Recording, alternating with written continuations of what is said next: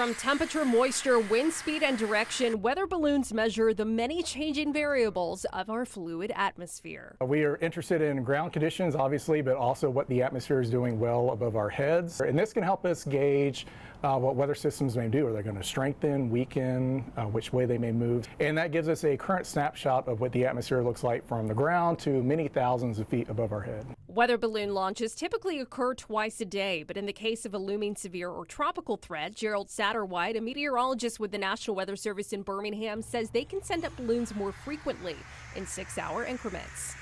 We may be looking at how much instability there is in the atmosphere, how much wind shear.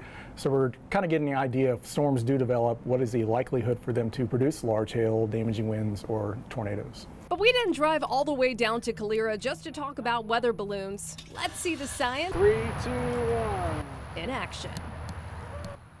It's gone. As the weather balloon goes up, up, and away, how does all that data get back to Earth?